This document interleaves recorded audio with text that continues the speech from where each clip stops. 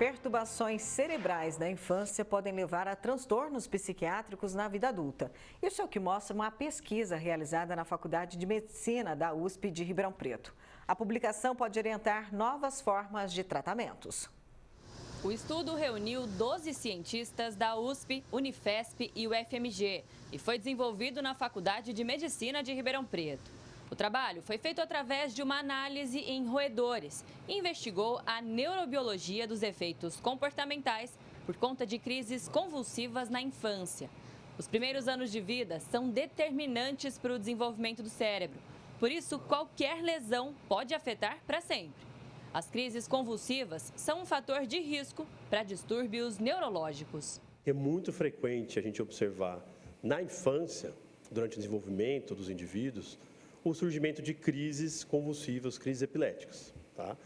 Além disso, essas crises convulsivas, a gente consegue observar também que tem uma relação forte com o desenvolvimento dessas crises, com futuramente, quando essas crianças se tornam adultos, com o desenvolvimento de epilepsia ou outros transtornos neuropsiquiátricos, como autismo, o TDAH, depressão, esquizofrenia e ansiedade. Os roedores foram expostos a crises logo nos primeiros dias de vida e reavaliados na idade adulta através de diversos testes. A gente fez uma série de investigações comportamentais e biológicas. Então, a gente investigou quantidades moleculares, a gente investigou o tecido cerebral, a gente investigou a função cerebral, a gente registrou a atividade elétrica do cérebro desses indivíduos por dias e a gente também estudou o que a gente chama de neuroplasticidade, que é a capacidade do cérebro se modificar. São dois aspectos distintos do comportamento. Um é essa parte da cognição, onde a gente põe um animal, no caso, nesse teste, foi um labirinto com 8 braços, e cada braço tinha uma recompensa, um pellet de comida, de ração. Os animais, eles tinham que entrar nos 8 braços para terminar a tarefa. O que acontecia é que os animais que tinham sido submetidos à crise durante o desenvolvimento, eles entravam mais vezes em braços que eles já tinham visitado. Então, ele entrou num braço depois foi para outro, depois voltou para o então eles repetiam esse comportamento, como se eles não lembrassem qual braço ele já tinha visitado anteriormente. E isso a gente chama de um erro de memória de trabalho, tá? É bem esse conceito. A gente viu que esses animais eles tinham esse prejuízo cognitivo. Além da neuroinflamação, os cientistas observaram uma relação entre a capacidade do cérebro se modificar e a cognição. Essa ligação entre neurologia e psiquiatria tem norteado os estudos. A gente viu 2 pontos principais. Uma alteração de neuroplasticidade, tá? Neuroplasticidade seria a capacidade justamente do cérebro se modificar frente a uma experiência, tá? Então, por exemplo, quando eu estou aprendendo alguma coisa, tocar violino, tocar piano, o meu cérebro está se modificando para eu aprender aquele comportamento motor, tá? Isso acontece naturalmente. E a gente viu que esses animais, ao contrário do que a gente esperava, eles tinham uma neuroplasticidade aumentada, mas não era aumentada para um nível bom, era muito aumentada, tá? Tanto que a gente viu essa relação dessa neuroplasticidade muito alta com o prejuízo cognitivo no labirinto que eu falei anteriormente, com essa incapacidade de desempenhar bem essa tarefa cognitiva. E o que isso se relaciona é que, por exemplo, no espectro autista e na esquizofrenia, é conhecido que existem algumas conexões cerebrais que são mais fortes, então foi isso que a gente viu também no nosso modelo dos animais, e talvez outras comunicações cerebrais sejam mais fracas.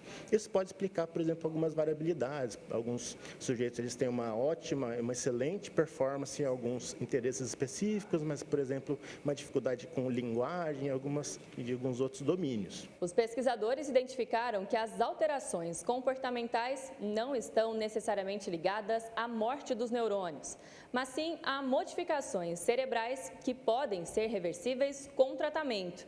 Ou seja, é possível intervir e melhorar o funcionamento do cérebro e do comportamento ao longo da vida. Uma coisa que a gente viu registrando a atividade desses animais, a atividade elétrica por muito tempo, é que o sono REM, que é aquele estado dos sonos, ele era muito mais parecido com o estado cerebral acordado. Então, isso pode estar por trás desse processamento sensorial atípico que a gente tem, por exemplo, na esquizofrenia e no autismo. Então, isso é muito associado à dopamina.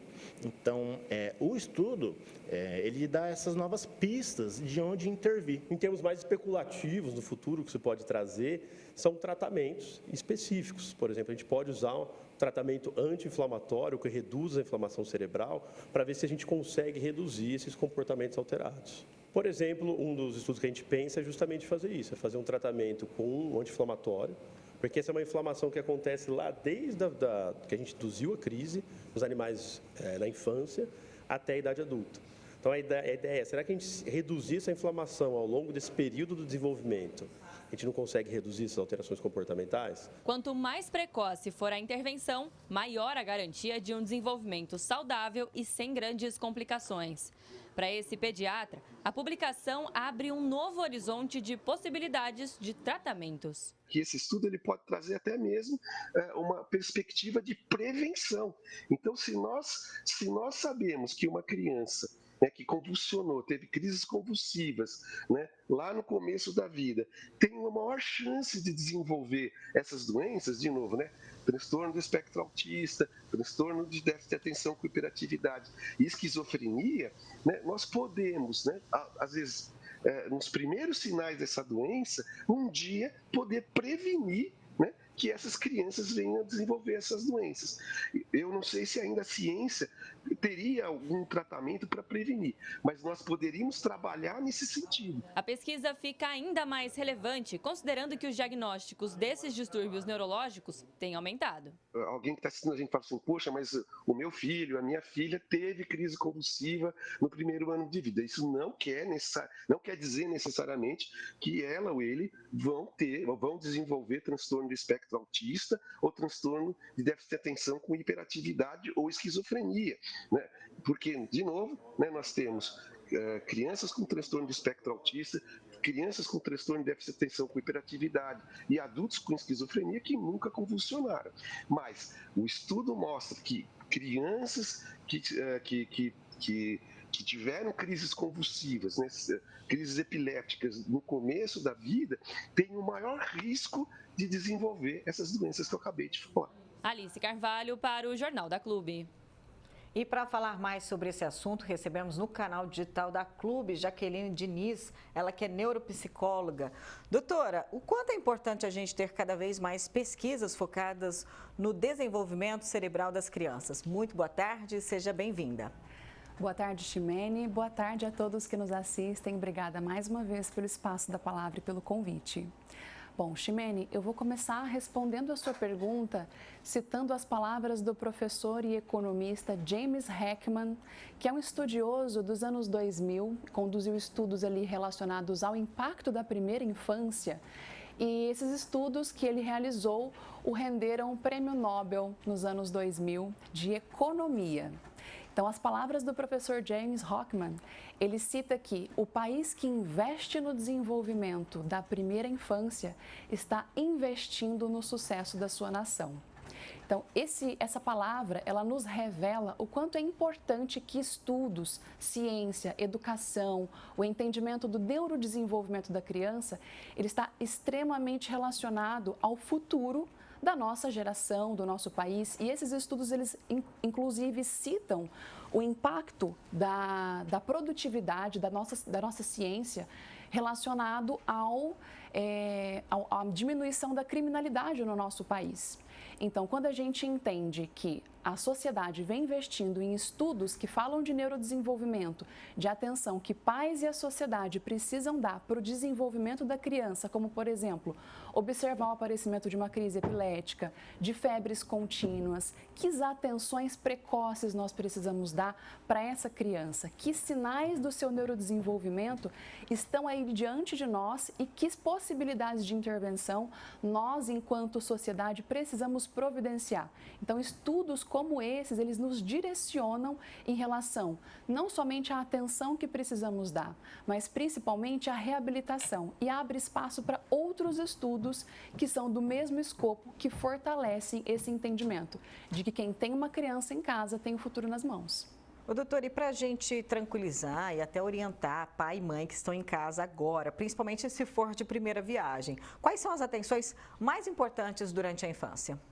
Olha, eu acredito que, assim como o estudo revela a importância do sono, isso nos faz lembrar que primeira infância, desde quando a criança é bebê, é importante a gente observar contato visual dessa criança, marcos do neurodesenvolvimento.